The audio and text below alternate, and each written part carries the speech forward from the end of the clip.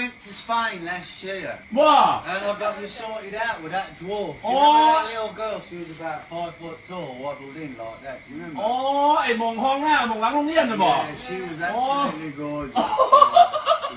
ไอ้มองดีว่าเต้ห้องบอกหวาน Oh เนาะ my God, you got so drunk. บอกเขาตัดเขาห้ามทิมเลยบอก I had to put you to bed. เอ้าตายฮาอันละมงไอ้น้องสาขังหมาไล่เขาเหรอ You don't remember that, huh?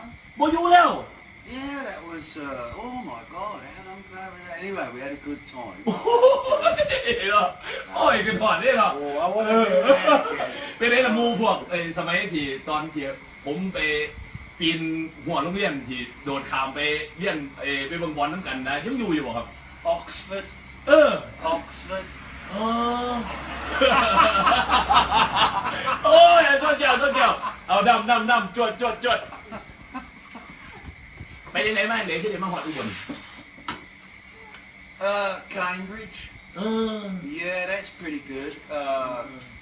I remember that one time we went out to the nightclub, me and you. Oh my God, we got so drunk. Do you remember? เออ Yeah, and we stole a sign.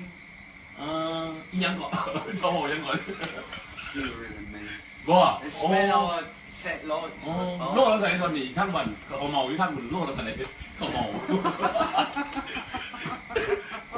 บอลแถวบ้านผมตอนนี้เขาเมามันโลก Oh, memory, man. Wow. Memory. So many memories.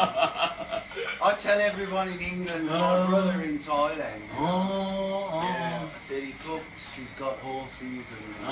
เนาะเอาเดี๋ยวมือก่อนจะขึ้นหอดโยมูพวกที่จะไปเรียนน้ำกันเนาะเบนมันโทรมาอยู่ว่าอยากกินข้าวเมาแต่เสียวข้าวเมาส่งมาให้อยู่ดอก Oh, I'll tell you what she said to me. She said, Wayne, อ๋ออยากกินต้มเรื่องมั้ง the buffalo has died. โอ้ต้มเรื่องเลยนะ I said, you don't มัน have โมเมนหนามันโมเมนหนามันเบิดแล้วมันมีแต่ตอนนี้ได้เอียนก็ปลาลด I said, you don't have a buffalo. She said, no, because อ๋อ it's dead. ปลาลดกินเนาะอ๋อโอเคโอ้ยกินหวานได้ไรเนี่ยโอ้ยจำได้เลยนะอีลีสมัยอยู่ร่วมกันตะกี้เนาะ Oh, yeah. โอ้ขอพูดหลายเลยมาเยี่ยมมายามอุบลราชธานีเนาะขอพูดหลาย เอาแล้ว